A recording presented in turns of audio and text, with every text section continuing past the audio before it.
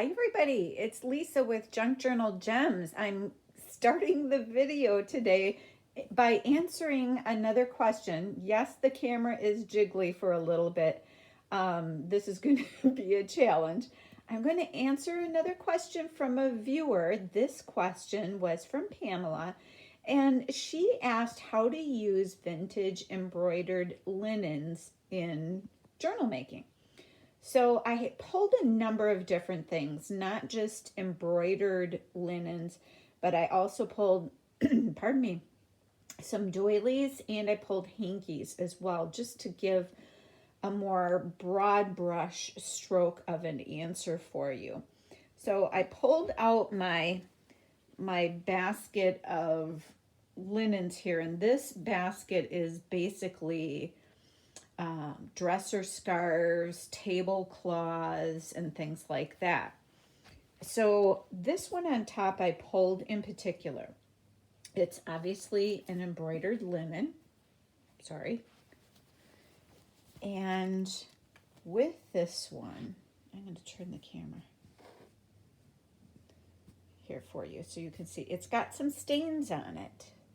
So to me, when I'm purchasing vintage linens at a flea market or at a charity shop, the stains don't matter to me. In fact, I oftentimes kind of like the added character and vintage feel that the stains and the perfectly imperfect ness to them that it can lend to the journal. Now, when I take a look at a piece, you want to kind of eyeball what is it saying to you. When I look at this one, hold on, okay. Trying to move this, and I see a journal cover with it, and I see a journal cover where this piece could come up around the back toward, I only paid, what did I pay? 50 cents for this. So it can come over the front of the journal to have a wraparound flap that then maybe closes with a piece of Velcro or something like that. If you had a piece of linen that was terribly stained and couldn't be used, or maybe had some holes in it, then you can look at it more intricately to see, are there salvageable areas of it that you could use by cutting up the piece. So this one has some lovely, I don't know if this is probably crocheted trim on it. And what I would do is I would cut that off and use that inside a journal making ephemera. You could also cut off pieces of these flowers and leaves and use them in your embellishment making. So that's something that can be done with a dresser scarf. What's this one? I've got all these treasures in this basket. This is kind of, I would call it a doily. And again, same thing. I see journal cover. Yes, it would take cutting it apart, and same kind of thing. You could even cut off the basket and use that in something. And again, it's got this lovely edged trim to it. This one is a tablecloth, I believe. Yes. And I would use parts of the tablecloth for fabric in journals. I would use these areas again. Feel free to cut pieces out. You could use just the bottom part where it is more embroidered, because toward the center of the tablecloth it's not. Let's see. Bear with me and close your eyes if I'm making you dizzy. I apologize, but this is the only way I could do this. Yes, so the center of the fabric is not very embroidered, and so I would just kind of let that go. And I would use that area as fabric as I'm collaging, or I would just cut this up. You could use the bottom part as a journal cover and seam the top of it. You could make pockets out of the areas with the embroidery on it. So you see there's a number of different ways that you can use these treasures by just multi-purposing them. And if they're stained, so what? We tend to cut things apart anyway. A lot of the the more lace tablecloth kind of stuff, oftentimes I cut out pieces of those, and then you have, depending upon the size of a tablecloth, you've got pieces for days. This is more like a, I don't know, like something curtains would be, but look at the texture on that. You can age this, and this works wonderful as you're collaging. I've put it over a solid color fabric for pockets. It's all kinds of fun. So close your eyes. I'm going to go over here. Okay, thank you for that. So here is my box of doilies. There's all kinds of things in here. This piece I intentionally bought so that I could cut it up. You could use a square like this as you're collaging, or looking for a focal point on something. You could just use the flower in the middle. But there's all kinds of opportunities with this. Plus, I just thought it was beautiful. It's got both the pink and the green, which are my favorites. So having them together was just an extra bonus. These doilies, I wish you could feel them. They're as light as a feather. And this around here, what you could use it on a cover. You can use it on a page. You could, and I've done this before. In fact, I'm trying to remember what journal I did this with. I don't even remember. I had a partner or a twin to this doily, but the middle of it was very stained. So what I did was I cut off all the rest of this, and I had used that for backing and collage and all kinds of things. And then I did something with the middle. Still, I don't remember now what I did or what journal that was. Must have been a while ago. Where's here. So these kinds of doilies, same thing. You can layer this with another one on a journal cover, and you can really have something that's spectacular. These are great because what I do is I just take the lace off. You could use this on a cover, this along the spine of it, but I like to take the lace off and then use the fabric for something different. This actually is not a vintage piece, but I loved the middle of it, and I loved this edge around it. So this will become a something. I haven't decided what. It could be a focal point of a book cover just on its own. It'd be really pretty that way. Or you could cut it up and repurpose it. I guess my point with this is don't be bashful about cutting things up, or at a fair price, getting something that is damaged so that you can repurpose it, and then you don't feel badly about cutting it up if that's your purpose. I'm trying to look at what else I have in here. Oh, this kind of thing is wonderful. Again, it had the green, so I was a sucker right away with it. But you can cut out the green, and here you've got 2, 4, 6, 7, 8 separate pieces with this that I can use for something. So that gives you hopefully an idea. There's some other things. What's this? Oh, that's a cutie little piece. This kind of thing I like to use for pockets and stuff like that. So that's my doily box without tearing that totally apart. And I'm going to show you one other thing.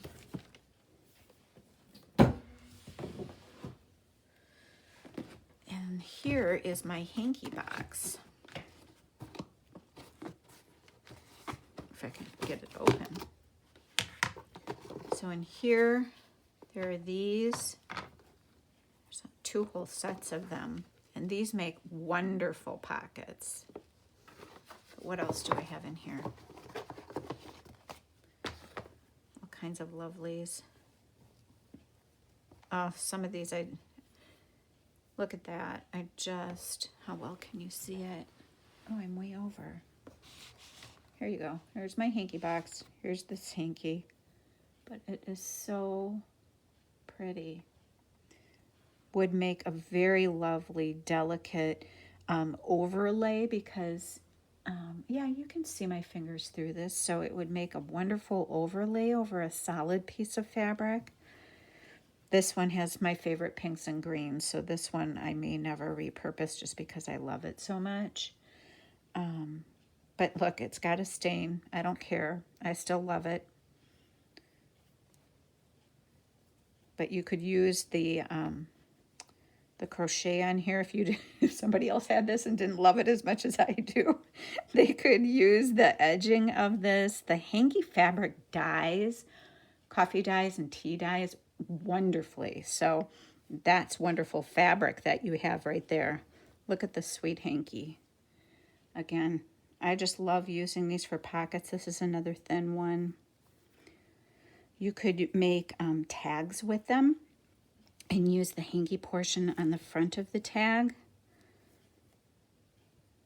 Here's an old one that I don't remember what they call this kind of, if this is cut work or whatever they call it. It's really interesting. I love delicate pieces like this that just have a very subtlety to it. These, same thing. Back and behind things. Just use them and give them love. Oh, these are cool. If you run across these, these lift up a little bit. But I thought this one was really sweet. And again, I think that's lipstick. So some lady got her lipstick on it. Oh, this one is marvelous. Isn't that pretty? But again, that would make a beautiful journal cover. It would make a another thing that you can do is I've seen people, pardon me, actually put fabric or doilies into a signature of a journal. Look at the lilies of the valley. So I was trying to find, there's a reason why I keep digging down here. Maybe I don't have those. I thought I did. Oh, ones that are printed on them, just use it like a piece of fabric. So as I'm looking through these, there's a definite pink and green theme here, isn't there? You know where my soft spot is with these then. But I hope that that answers your question, Pamela, and that it gives you some ideas on how you can use your linens and fabrics and enjoy them. We collect these things and then they sit on a shelf and nothing ever comes about with them, but use them, have them in a journal so that you can enjoy them. So that's my linen part of our video. The other part of the video today is here's the collage work that we did. Let's see how well I'm framed. Oh, you're good. The collage work came out and I'm really pleased with them. And after tucking them under my craft mat, they're all nice and flat. So what I'm going to do next is get out my big cutter. Sorry if that's up in your face. And we're going to cut these out. I'm going to check where I am so you can see what I am doing. I'm making a mess of my whole workspace. Okay. So one thing I was thinking about, that was up here, maybe not. What I do on this end is I just cut off the edges, and you know that I went over the edges a little bit in some of these areas, but as I'm looking, I think what I am going to do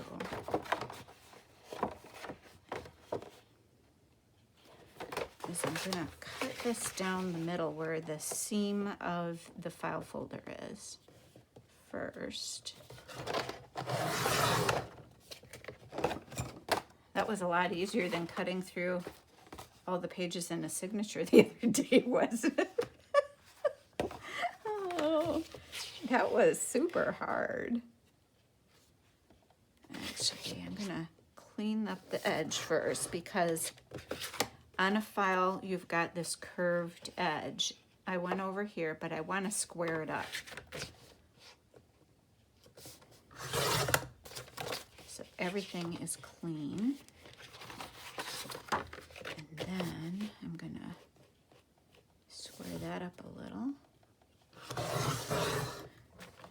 I'm filming this on Saturday.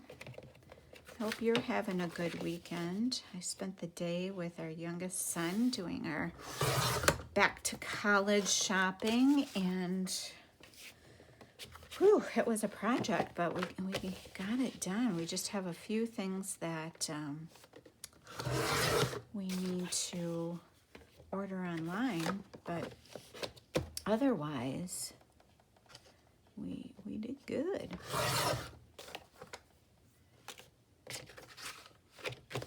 I was very impressed with, he seemed to be very price conscious, and I was kind of impressed with him about that.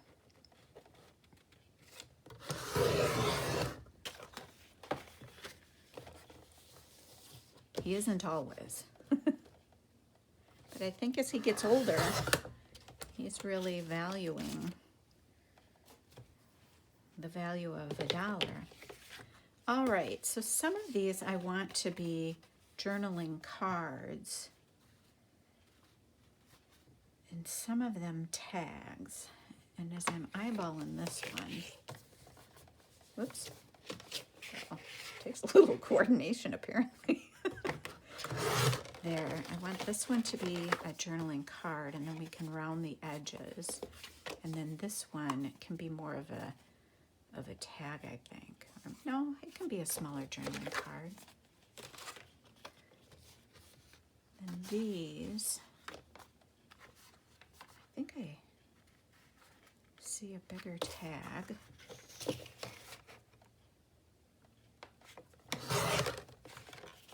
We'll do 2 small journaling cards, or tags, I mean. Tags, cards, whatever they end up being. So those will be nice to fit into smaller pockets. Perfect. Same thing with this one.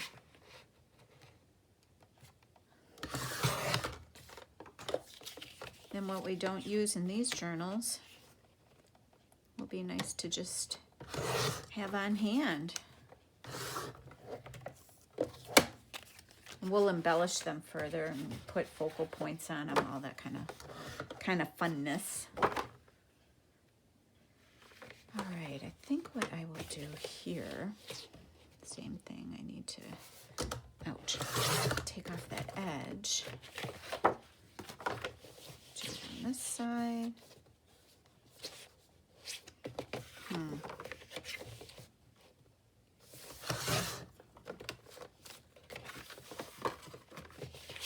I just squared that up so I could get it flat against the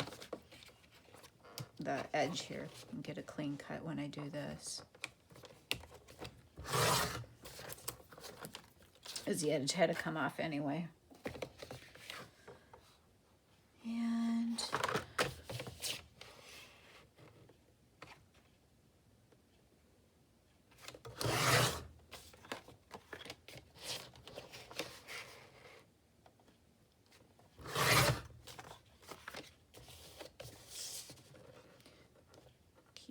away and squaring them up, cleaning up the edges so it's nice and clean.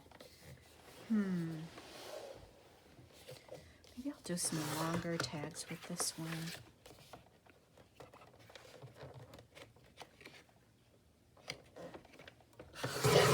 Long and narrow. How long is this? It's about 9 inches.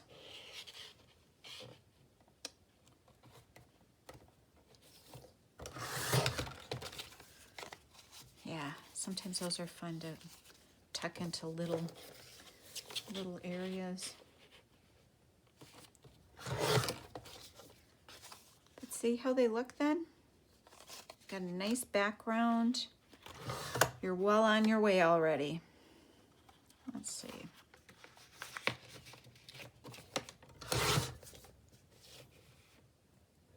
Journaling card here. That'll be cute.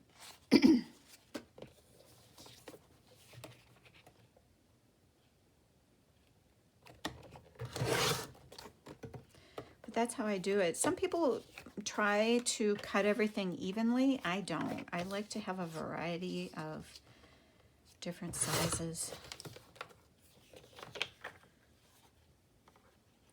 So I think what I'm going to do here,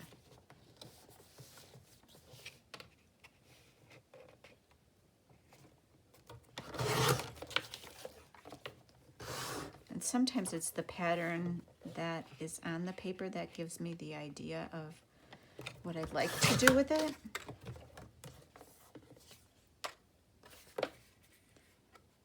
And I think I'll keep this one as a card. Okay, so that's that file folder that we've got cut up into our journaling cards and what can be tags. Just trying to put them in some kind of a semblance of an order here.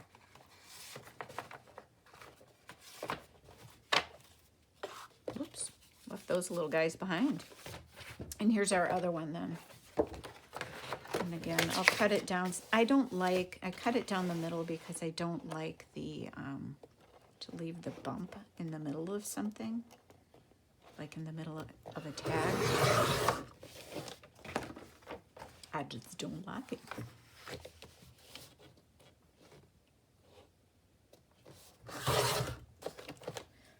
Weather here today was beautiful.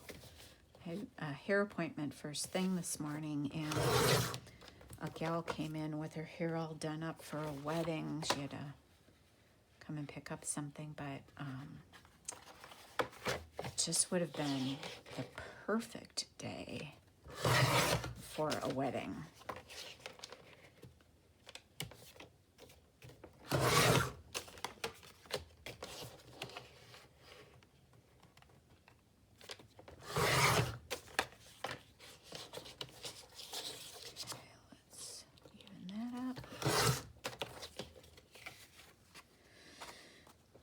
I see this being.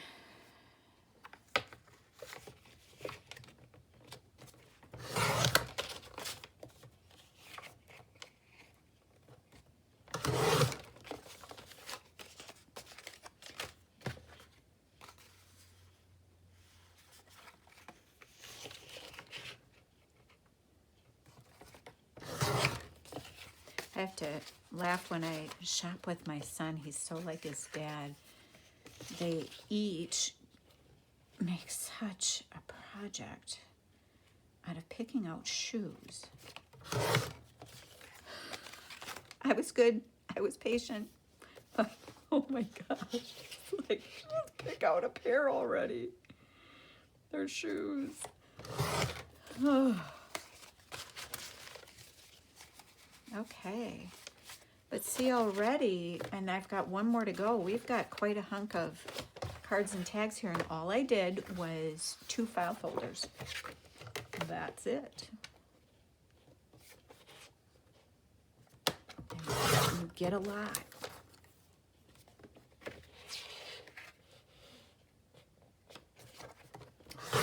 So it's like a very efficient way to go about making them.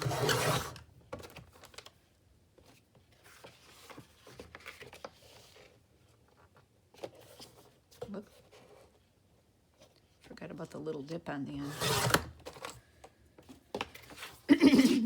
Excuse me.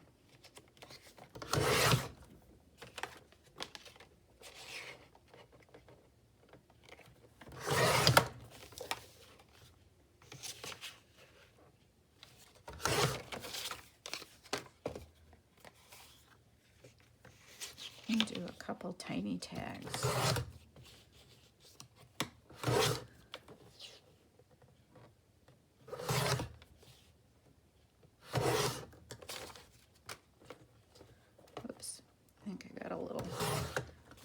off there.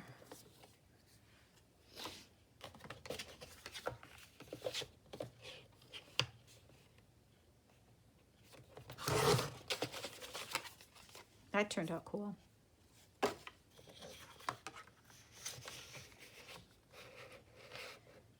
These I want as journaling cards.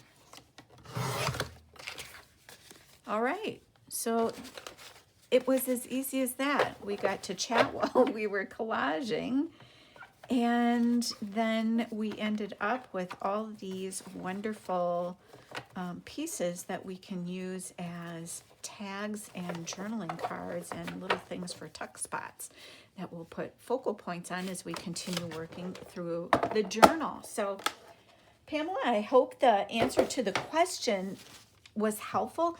If I missed your point, please feel free to comment in the box and I'll be happy to elaborate.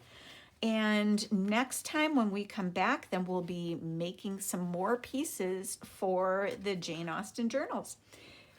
Thanks again for joining me. Thank you for subscribing. If you haven't subscribed, please click subscribe and you won't miss an upcoming video. And then I just hope you have a great day.